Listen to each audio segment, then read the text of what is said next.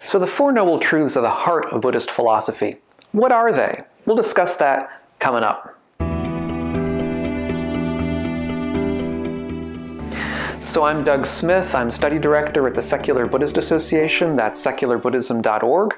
And if you're new to the channel and interested in helping to promote a wiser and a kinder and a less stress-filled world, consider subscribing. So the Four Noble Truths are arguably the heart of Buddhist philosophy, the thing that makes it what it is. That said, the Buddha would not tend to begin a discussion of his own teaching with the Four Noble Truths. In fact, it was really, within the Buddha's day, considered an advanced teaching, which is not to say that it was secret or anything. He certainly did teach it to lay people, for example, but it wasn't the first thing, and it wasn't even the second thing. It was something that he would teach somewhere down the road. So I think we have to keep that in mind when we're listening to what the Four Noble Truths are. So for example, if we look at a sutta like the Upali Sutta, where the Buddha starts discussing his teaching, the Dhamma, with a householder, that is not a monk, not a monastic, but somebody who was relatively new, he began with a discussion of giving, of generosity. That's usually his first teaching. And next he would discuss virtue, or sila, which usually comes under the headline of the 5 precepts. And I have a discussion of the 5 precepts in a different video, which you can see if you're interested in that.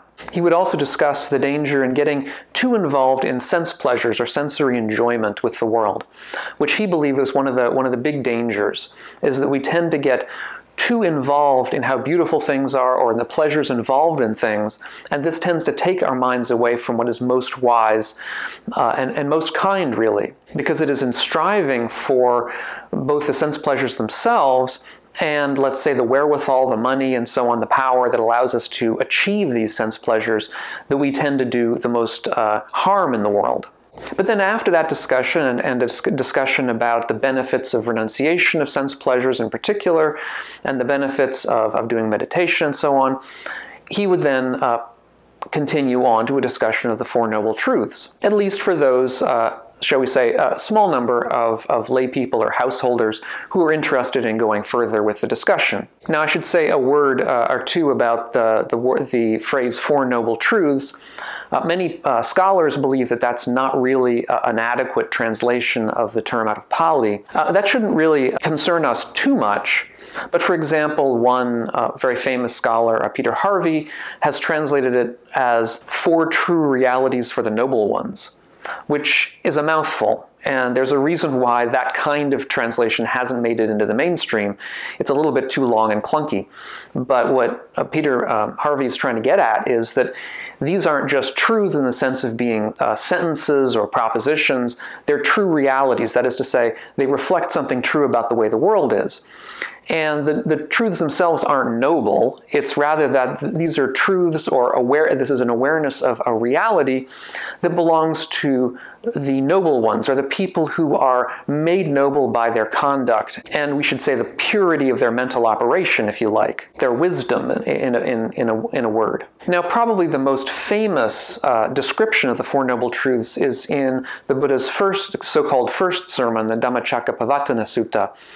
And here is where, of course, the first sermon is probably something of a misnomer, because although it may, who knows, have been the content of his first talk to his first followers, it certainly, as a talk, would not have looked anything like the sermon that we have now, because the sermon we have now has got too much packed into it that nobody would have understood at the time.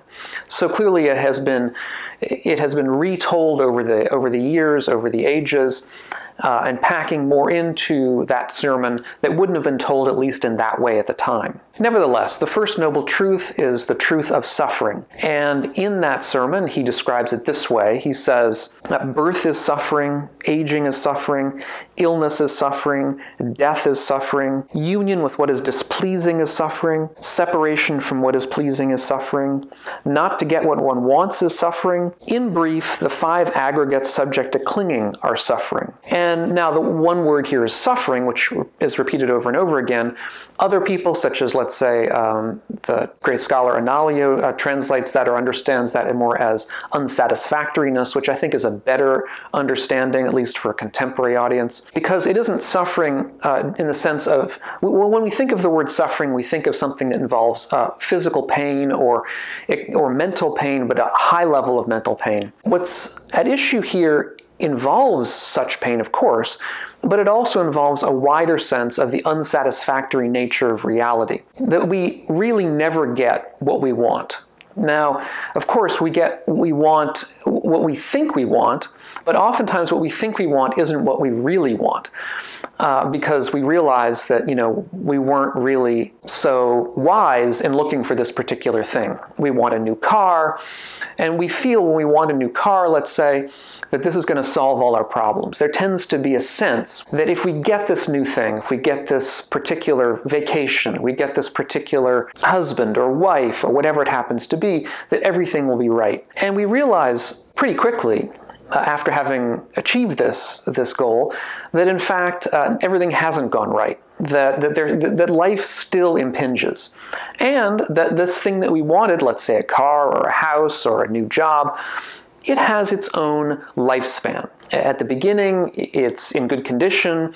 Perhaps it's shiny and new. It's something that we really look forward to getting to know better. But, in short order, it's rusty, it needs repair, it breaks down, we realize that it has its drawbacks.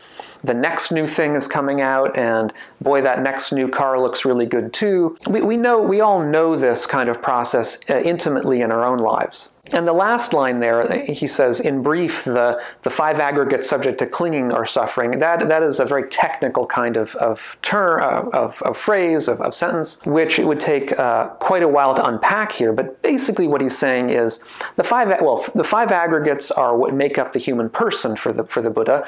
There are form, feeling, that is feeling of pleasant or painful, consciousness, perception, and volitions.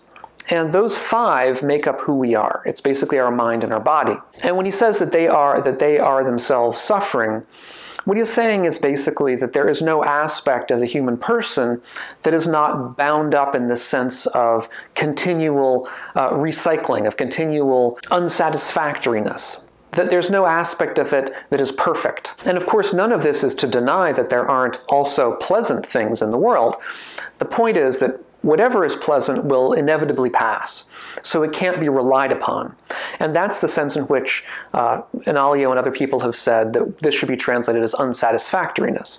So even pleasure is unsatisfactory in that sense. So that's the first noble truth, and that's really what kicks us off on the path. To the extent that we don't see this, to the extent that we don't realize the nature of lived reality as unsatisfactory, we're never really going to get on the path.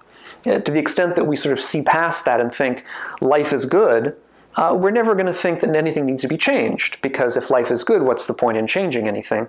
And I think many people live their lives this way. The second noble truth is the origin of this suffering. Where does this suffering come from?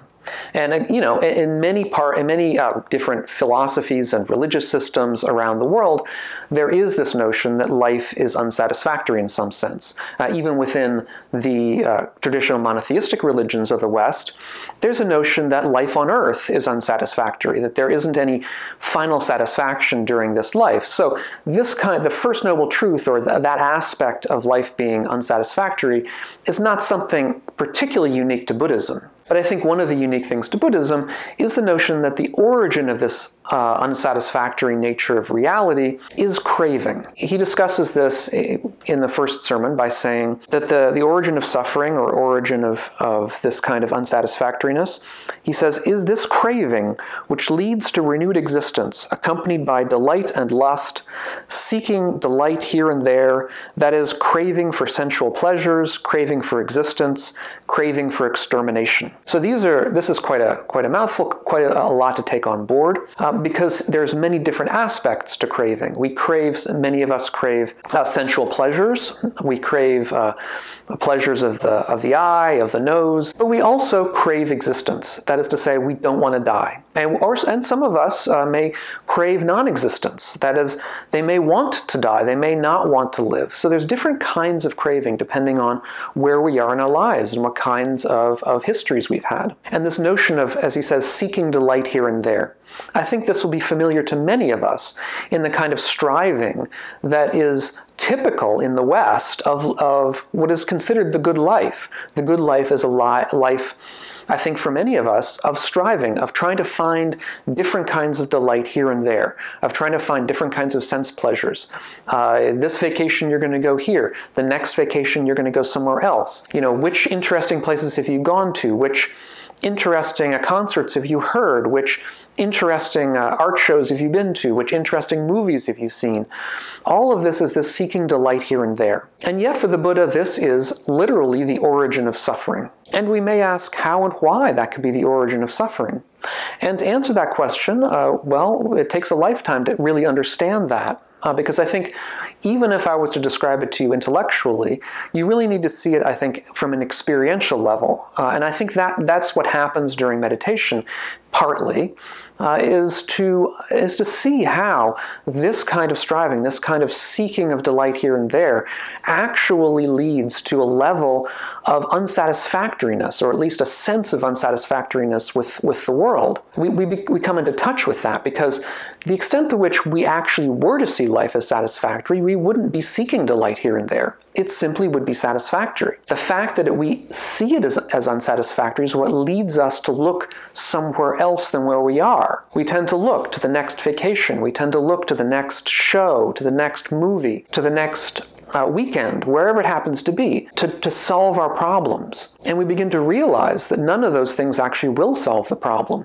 That when we're on the vacation, we are, in a sense, equally dissatisfied with the way things are. It's just that we're distracted by what's surrounding us because it's so new and different and interesting, let's say, that we tend not to think about those things. And so what we're doing is a constant series of diversionary tactics to keep us away from the reality. Now, the third noble truth, the noble truth of cessation, is basically the truth that there is a potential end to all of this trouble, this unsatisfactory nature.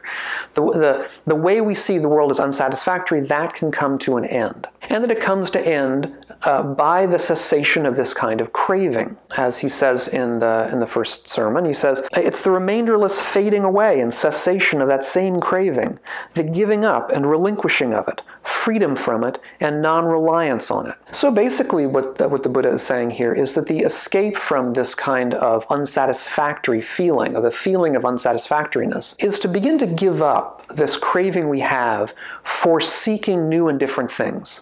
And finally, the fourth noble truth is the way towards that end. It is, in a word, the Noble Eightfold Path.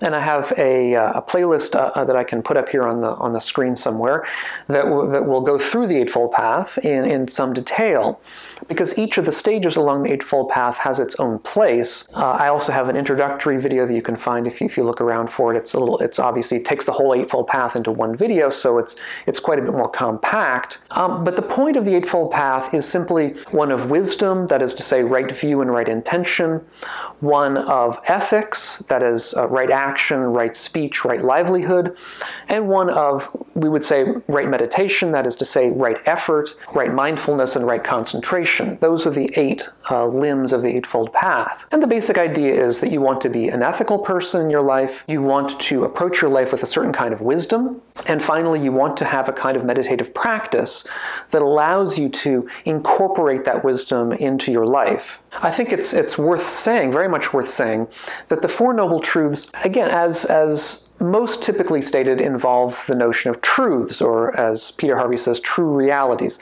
That is, they tend to come across to us as sentences, as phrases, as aspects of the world. But within that early first sermon, he also describes them in a different way, a way that Stephen Batchelor and actually Justin Whitaker and I, independently, we all sort of came on this from different angles as being really the more important formulation of the Four Noble Truths, which is to understand these noble truths not so much as realities, although they are, and not so much as truths, although they are, but as tasks to do, that is to say, practices. So in that first sermon, he says that the truth of suffering, or the truth of unsatisfactoriness, is to be understood. That is, it's not simply that that it just happens to be that the world is unsatisfactory or whatever, but the point of that first part of the Four Truths is that we have to understand it. So it's almost like the first task it's almost like we have four tasks. And the first of those is to understand the unsatisfactory nature of reality, to come to terms with it, to bring it face to face with ourselves. Because oftentimes, I think, we sort of blithely go through life dealing with things that are in fact unsatisfactory for us without really noticing that. And so this causes a great deal of, I think, underlying pain and suffering that we're just not as much aware of. And that when we bring that to the surface and become aware of it, it becomes a spur to action. The second task is that the origin of suffering is to be abandoned. That is to say, that once we understand this, that we begin to try to abandon this clinging and craving that we have for things to be other than they are. And that happens, of course, partly through an intellectual understanding, but not very much. Mostly it happens because as we come face to face with this unsatisfactory nature of the way things are, and we begin to see in a visceral level through meditative practice and other practices, we just naturally begin to relax around the craving because we realize that it's not to our own benefit. And we realize that, again, not intellectually, but on a more visceral level. The third task is that the cessation of suffering is to be realized. That is to say, we are to try to get ourselves to a position where we can begin to realize that cessation of suffering. And it's, at the beginning of practice and as we're starting out, and of course I myself am only really just beginning on this path, but you begin to see it in small ways. You begin to see it maybe for a moment here, or when you're in meditation and something's bugging you, and you can see viscerally how your craving is doing that. Suddenly you'll see that the craving just disappears for a moment or 10 minutes or whatever. Even for forever. I mean, even that particular part of craving may just not recur in that guise. Of course, it'll come back somewhere else. But the point is that you can see moments of this. And as you realize the cessation of craving in moments, or in ways, in small ways, you can see a way towards bringing it out in bigger ways in your life. And the fourth task would be that you realize this way to the cessation of suffering through the Eightfold Path. You realize the path by putting it into action, by putting it into practice. And that then really does show how the Four Noble Truths, or if you like, the Four Tasks, and the Eightfold Path interpenetrate with each other. Because, of course, the first part of the Eightfold Path is right view, and right view in its highest sense is a visceral understanding of the Four Noble Truths. So, in a sense, the first part of the Eightfold Path is the Four Noble Truths, and the Four Noble Truths lead right into the Eightfold Path because the last one is the path. So these Four Noble Truths in this Eightfold Path interpenetrate. They're sort of reciprocally referential to each other. So I hope that that's been a useful introduction to the Four Noble Truths for you, or the Four True Realities for the Noble Ones, if you prefer that translation from Peter Harvey. Thanks so much for your comments and questions. I always love reading them. If you have any comments about the Four Noble Truths, I'd be really interested to hear them and read them, and I'm sure everyone else would as well. So thanks so much for watching, and we'll catch you on the next video. Bye-bye.